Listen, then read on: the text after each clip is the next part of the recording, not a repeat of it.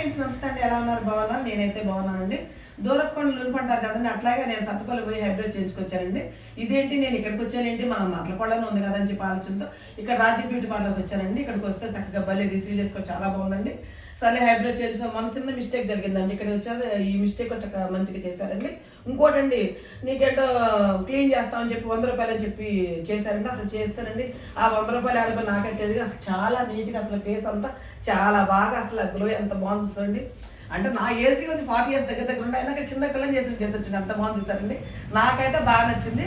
అందుబాటు ధరలలో చక్కగా మంచిగా చేస్తారండి. ఇక్కడ చేసే పిల్లలు కూడా చాలా మంచివాళ్ళండి.